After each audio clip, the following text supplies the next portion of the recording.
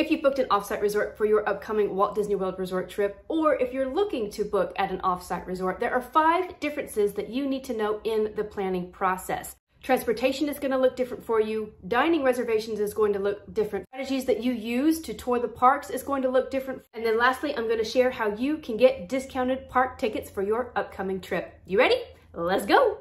When it comes to getting yourself to and from the Walt Disney World Resort parks, there are 3 main ways that guests will do this. So number 1 is going to be driving your own car. Number 2 is going to be using rideshare, Uber or Lyft. And then number 3 is if the resort itself has a shuttle to get you to and from the parks. Each way of transportation has those little itty bitty details that affect the way that you travel. So here we go. Driving your own car is going to give you the most freedom out of the 3 different transportation types. Whenever you are deciding that you are going to drive and have your own car, you do need to budget to park at the parks. For a standard car, it is going to cost you $25 per day. If you have an oversized car like a limo or a trailer or something very oversized, that parking fee is going to be $30 per day. If you are possibly wanting preferred parking, it will cost between $45 and $50 per day.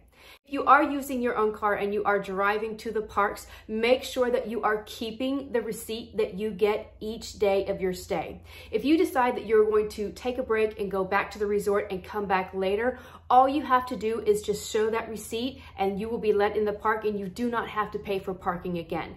This also applies if you are park hopping as well. So if you are taking your car from one park to another park, make sure that you have that receipt to be able to show the next parking attendant so you are able to just go in and park and not have to pay again. If you also plan on driving a little bit more around the Orlando area and also just coming in from whatever state that you're coming in, make sure that you have cash on hand for those tolls. That is also something, just a little bitty detail that a lot of people don't think about as they're traveling into Orlando. If you don't have your own car, a second mode of transportation that is very widely used in the Orlando area is rideshare, and this is Uber and Lyft. I do have a full video on how to use or what to expect using rideshare on your Walt Disney World Resort vacation, and I will have that linked in the description box below. But the biggest thing that you really need to pay attention to and understand is that there are going to be price hikes according to the time of day. So again, I will have that video linked down below, and it'll give you all the small details that you need to know about using rideshare in the Orlando area. If you booked a resort that has a shuttle service to and from the parks, these are the things that you need to pay attention to. So number 1, does the shuttle have a fee? Most area hotels do have shuttles, at least the ones that are closest to the Disney property, to and from the parks, but there is going to be a fee. Also with that, sometimes you have to book it in a certain amount of time, like 24 hours beforehand. So make sure that you're checking into those little itty bitty details if that is the mode of transportation that you plan on using to get yourself to and from the parks. The second thing to be aware of if you are using your resort shuttle service is that a lot of the resorts will book with a third-party shuttle service or bus service. So when that happens, you need to make sure that you know the times that the bus is actually going to be running and if it's actually going to coincide with how you want to tour the parks. Example, if you want to rope drop, a lot of buses do not start running or start picking up until about that 9 or 9:30 point. And some of those parks open early and you want to be on a bus as early as 7 a.m. So having a backup as rideshare is going to be a very good idea. Also with those third parties is they're not always reliable or on time. So if you have a certain thing that you need to be at, whether it be a dining reservation, a magical experience like building a lightsaber or something like that, don't count on the bus schedule actually being accurate and you're going to be on your way when you need to be on your way. So that's just another thing to take into account and have rideshare as your backup if you did not drive your own car. When you're using any of these 3 modes of transportation, a few things that you need to know. So number 1, in Animal Kingdom, Epcot, and Hollywood Studios, you will get dropped off in front of the park. The parking lot is right in front of the park. However, using rideshare or another shuttle service, you are going to be dropped off at the furthest point and you are going to have quite a trek to the front of the park. So just be ready for that. If you are going to Magic Kingdom with one of those 3 modes of transportation, you are going to go to the TTC, which is called the Ticket and Transportation Center. This is very important because it's going to take you another 30 or 45 minutes to even get to the gates of Magic Kingdom. When you get to the Ticket and Transportation Center, you're going to go through security. Once you go through security, then you need to either take the monorail or a ferry boat to Magic Kingdom to actually get into the park. So that is another thing that you need to be aware of, especially if you're trying to get somewhere fast. And then depending on where your offsite resort is, if you are using I-4 at any time during your transportation back and forth, also you need to take into account traffic. I-4's traffic can be a little iffy and be heavy at many times of the day. When you decide on the kind of strategies that you're going to use to tour the parks to try and get on rides with the shortest amount of wait, these are the two areas that are going to change for you the most as being an offsite guest. So first up, if you're going to use the Genie Plus or the individual Lightning Lane service, the only thing that really changes for you is the individual Lightning Lane service. So for this, in each park, there is 1 to 2 rides that is considered an individual Lightning Lane where you pay separately for that ride to be able to skip the line. If you are staying off-site, you cannot try and purchase an individual Lightning Lane until the park officially opens. If you are an on-site guest, you are able to start doing that at 7 a.m. with the potential of by the time the park opens, there are no individual Lightning Lanes available for you to be able to purchase. But just because there's none available at a specific time, whenever the park opens, don't lose hope. You can always refresh and always keep checking back throughout the day just to see if more times opened up or if people changed plans. You are leaning towards the strategy of rope dropping each park is going to work a little bit differently for you. So first up, know that for on-site guests, they are allowed in the parks every day 30 minutes prior to when everybody else is let into the parks. So that means that you as an off-site guest will be going into the park to the popular rides with some kind of wait already. Although it is still a very good idea if you are trying to get to rides with the shortest amount of wait first thing in the morning, that you are at each park at least 45 minutes prior to when the park officially opens. I'm going to go into each of the parks and the details that you need to know about that. But doing that is going to get you at the front of the line. So as soon as they open the parks, you're able to get to those very popular rides with hopefully less than a 90-minute wait, because once everybody is let into the parks, those ride waits will jump up to that 90+ minute mark for most of the day for those very popular rides. So it is still a good idea to rope drop as you can as an off-site guest. Here is what to expect at each park when the park opens. So at Epcot and Animal Kingdom, all guests are going to be able to be let into the park. However, on-site guests will go to a certain area and scan in to go into the park.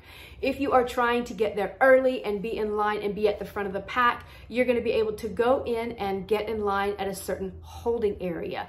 This is going to get more and more packed the closer it gets to official park opening. So if you show up right when park is opening, you're literally going to be at the back of the pack trying to fight all those people trying to get to those really popular rides. So even though you're staying off site, rope dropping a park, if you will, you still want to try to be at the park at least 45 minutes to an hour beforehand, if your main goal is to try to get ahead of everybody else and get on the rides.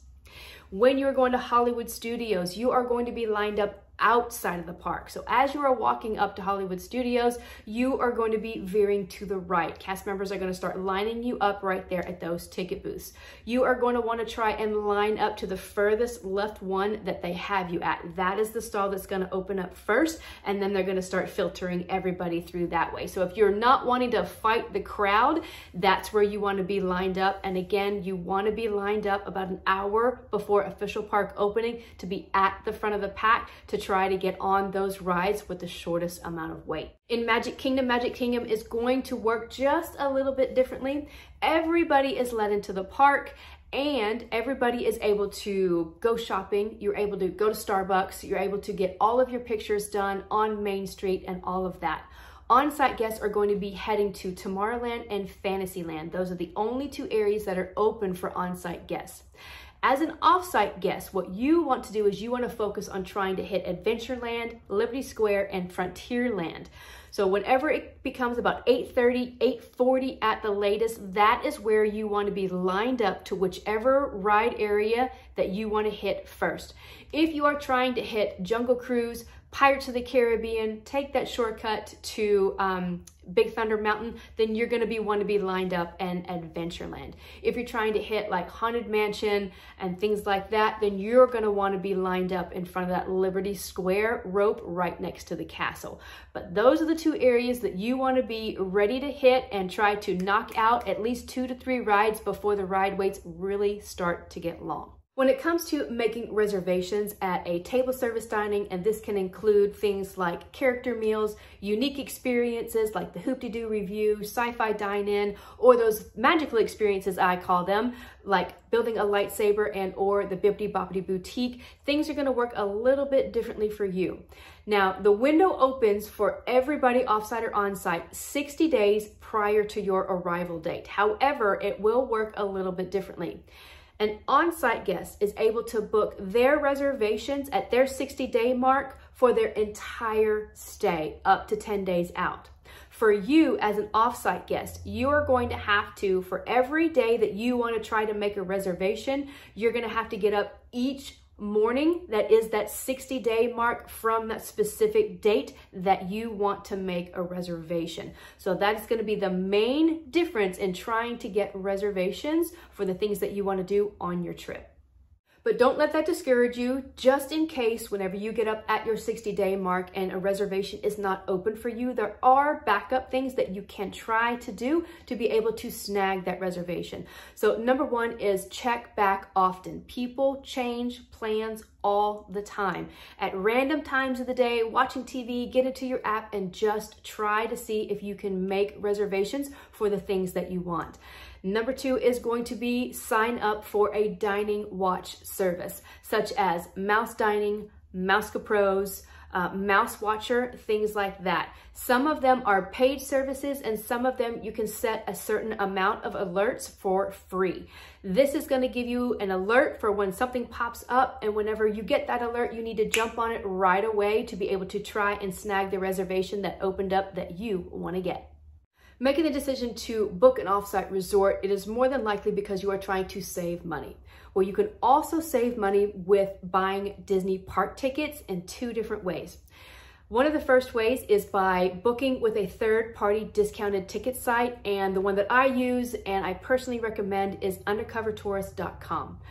Whenever you're going in, the most savings that you're going to get is if you're going to buy a 3-day park ticket or more. That is whenever you're really going to start seeing the savings. This will also save you money if you are planning to go to SeaWorld, if you're planning to go to Legoland, if you're planning to go to Universal. They have those tickets as well for a discounted price. Even after hours tickets at the Walt Disney World Resort water park tickets, all of those tickets you can find at a discounted price at undercovertourist.com, and I will leave that link in my description box below. For those of you that are just going to the parks for maybe 1 or 2 days, consider using a Disney gift card and getting those at a discounted price. You can find discounted Disney gift cards. The trusted places that I like to do is either with your Target Red Card, and you can purchase those online. If you have a Sam's Club membership, you can also get discounted Disney gift cards there. And then also if you go to, I think a BJ's is what it's called. I don't have one in my area, but those are the 3 main places that I have heard and done getting the gift card at a discounted price. Use those discounted Disney gift cards to purchase your park tickets. If you are looking for more planning help for your Walt Disney World Resort vacation, consider subscribing. Also, follow me on Instagram, as I am in my stories daily and keeping you up to date for everything that is happening in the parks. Make sure that you check out my how-to playlist, and this is going to take you through all of the things that have to do with the My Disney Experience app. I'm Terry with Creating the Magic, and have a magical day.